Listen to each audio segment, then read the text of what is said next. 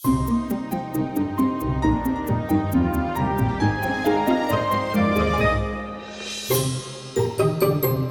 going on, everybody? Welcome to another edition of the Five Tool Productions video podcast. I am Phil.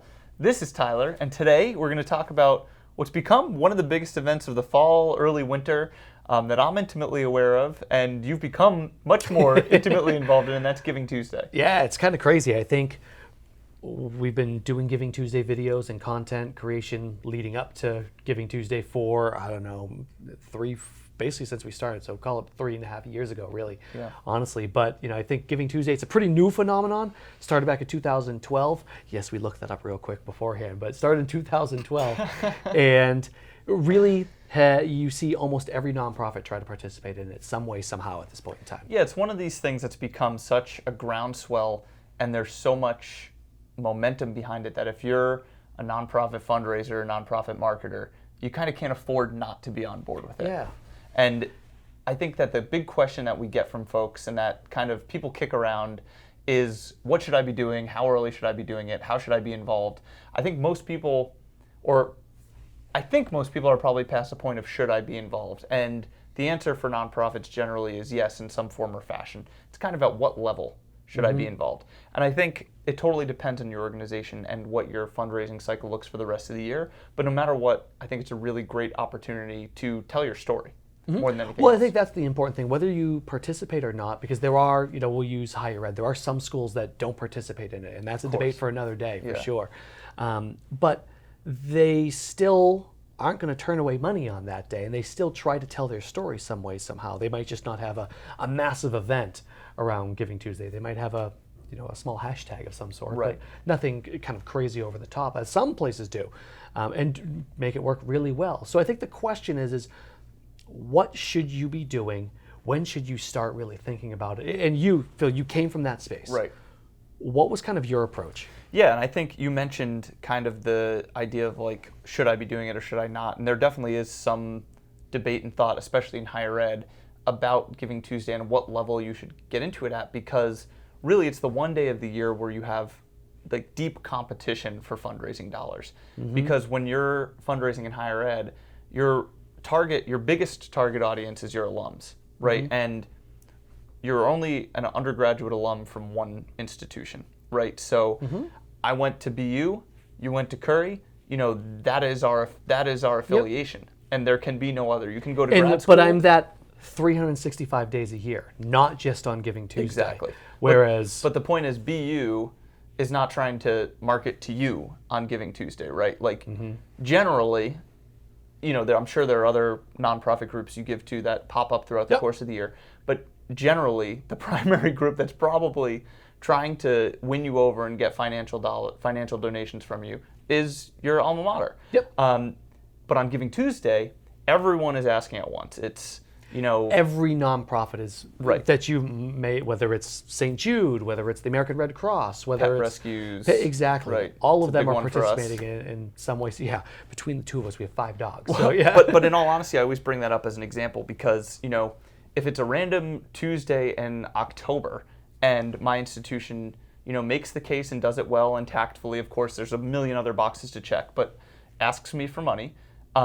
I'm a lot more likely to give when they're the only ones asking. But come Giving Tuesday, one of the difficult things becomes that all of a sudden the Australian Cattle Dog Rescue Association is there emailing and posting on Facebook and Instagram as well, and I will likely give to both. But then for a lot of people, maybe they gave in the morning and that was their budget for donations, and now they're done. There's only so many dollars for a lot of folks to go around, right? And so, you can only spend it in so many places. Exactly. So I think what it really boils down to is if you're going to participate in Giving Tuesday, and I'm a believer that you should be there and you should show up, especially in higher ed, you really need to try to show off the things at your institution that are going to align with more traditional nonprofits.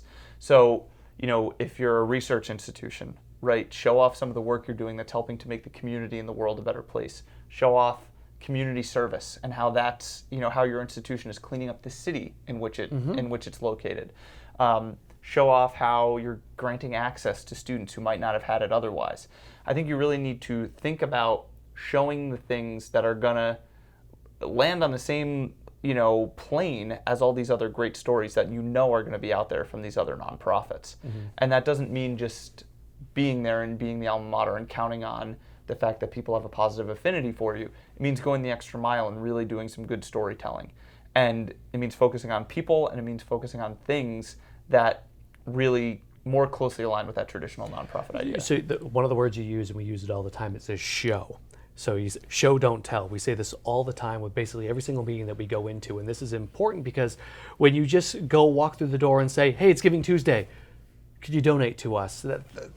How many people are asking that? Whereas if you show your impact by helping out this whether it's a higher education or if we're talking about a pet rescue, right? If you show, hey, here's a great story of Sid the cattle dog, right? That was rescued and we brought him up. I'm thinking, okay, this is tugging at my heartstrings, right, and I want to help more dogs like this. Schools, a student, this is Jose, that happened to be from El Segundo, and he couldn't come to school unless we have this scholarship. You're helping kids like this come to school. Make people proud. Make people proud to be from that institution. Exactly. Right? And same thing about the research. I went to a great school that is showing, look at how all the cool things that these kids are doing now. Look at the facilities that they have now because of people giving back. They have better athletic facilities, right? I mean, I played baseball in college, and I love to know how the school is doing, how the team is doing, some of the different players, and try to get to know them by name, as opposed to, I played there at one point in time. That was all well and good, right? Doing that, showing that a little bit more, and sharing that story is a lot better than just walking through up to someone with a 30-second ad that says, "It's Giving Tuesday. Right. Can you donate to us?" Right. And the reality is this is a concentrated effort, but what we're saying really does apply all year round as well. Right. Well, that's the other kind of part of this that, I think I asked you right off and you didn't even answer the question. Oh, You're I'm sorry. A horrible person. But in all honesty, I think a lot of people say, okay, Giving Tuesday is coming up. But if you're thinking about it in November and say, oh, it's Giving Tuesday, what are we going to do for Giving Tuesday? We're going to create something. That might not be the best strategy. I would say probably not. I think it requires some thought, and you wouldn't launch a massive print campaign, a week before it had to go out, barring, crazy circumstances, of course. Yeah. But, it's treat it like it is. Treat it like a big campaign. Otherwise, maybe sit it out, right? Either do it or don't. And I think, if you really want to have a focused effort on Giving Tuesday where you're trying to fundraise for specific projects, and you're trying to get people to the site to donate, and you're going to have counters that are going to tick up and show people how much they're raising. Some schools do their giving days on Giving Tuesday, kind of have them coincide. If you want to go to that effort, you definitely need to be there in advance. You're not just showing up on the day of. You're doing marketing in advance of Giving Tuesday, and that might be 2 weeks, that might be a month. But you're going to be showing up and talking to people about it well in advance of the event. You're not just showing up on the day of, because it's hard enough to get in front of people on a regular day. Never mind when every nonprofit in America is also flooding social shouting media. From the mountaintops themselves. Exactly. Right? So you need to be there in advance. You need to be greasing the skids, and you need to be thinking about what is it that your constituents and your potential donors care about. And they care about feeling proud of the institution. And maybe there's creative ways to go about it in terms of providing value as well, in terms of giving them a little something to make them feel good. And I don't necessarily mean a tangible thing. I mean, information or, conversations with professors that they're going to find interesting, content that they can share with their friends and family over Thanksgiving, right? It's a perfect time of year to be able to, people are going home and, conversations come up. Wouldn't it be great if you could give them something that they felt proud enough to bring up at the dinner table at Thanksgiving? Say, oh my goodness, did you hear that my school is working on this amazing project that's curing this disease? Give them stuff that they want to bring up, because then they're going to feel really good about it. And then a couple days later, when that ask comes, they're going to be like, yeah, we had that great conversation over Thanksgiving dinner about that research that's happening there, or that student that's doing such cool stuff at the institution.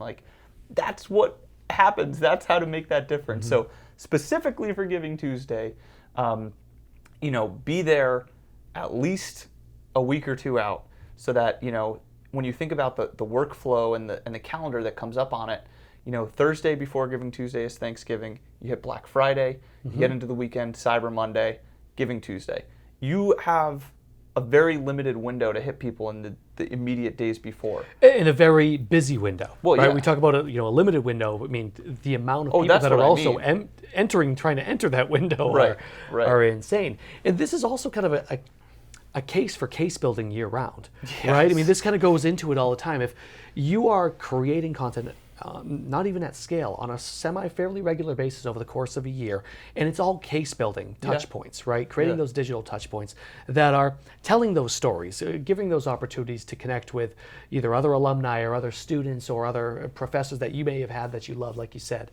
Over the course of the year, come Giving Tuesday, this isn't the first time they've heard from you. Right. In 10 years since you've graduated, 20 years since you've graduated. I thought you were going to say this fiscal year, never mind 10 years. Yeah, but no, but some schools, that's actually what happens. happens. I haven't heard from you. I mean, my school, I will say they do a phenomenal job staying in touch and inviting us back. But that's the bigger part of it. I was going to say, not to get too deep, but the analogy to real life is you wouldn't just show up at a friend's house when you need something, right? You stay in touch, you call, you see how they're doing. You go out for dinner, you go out for drinks. If they need something, you give them something. You try to make sure that they're happy and living a good life. If instead of us seeing each other all the time and asking how each other's families were and trying to help out, I just showed up once a year and said, Tyler, I need you to help me move this fridge. You might do it, but you're probably not going to be happy about it. Yep. Also, you probably will just ignore my phone call or my text. Yep. Don't just show up when you need something. And it's the same thing here. A great example, I heard it at the RAISE conference last year by Evertrue. Someone came up and said, Phil, you're Italian, you'll love this. Yeah. Came from a big Italian family. He I know said, where you're going. Knock with your feet. Right. When you walk up to someone's door, you have a pizza, you have a loaf of bread, you have some wine, you're walking through the door, you knock with your feet instead of your hands and asking for help. You're bringing something over to you, you're providing value to someone, even just to check in to say hello, as you just said. And that was just something that's kind of stuck with me over the course of the last year. Knock with your feet, provide value over the course of time, and it's going to pay off in the end, as opposed to the only time I hear from you is when you want something. Right, and that consistency is important year-round. The consistency year-round pays off on days like Giving Tuesday, but to take it a step further, it's even more important when it's a concentrated campaign and you need to do more to cut through the noise. So day like Giving Tuesday, you should be doing it all year-round, but that time leading up to it, if you want that day to be successful, you got to step it up and do even more. And show, don't tell. Show, don't tell, always. No matter what. Knock with your feet. Show, don't tell, knock with your feet. Don't only show up when you need something. We got a lot of life advice. We're going to have bullet points throughout this entire thing. It's great. No, it's good stuff for sure. Yeah, absolutely. So I'm Phil. This is Tyler. He forgot what his name was, but it's okay. No worry about it. But yes, he is Phil. I am Tyler. That'll do it for us. Thank you for watching.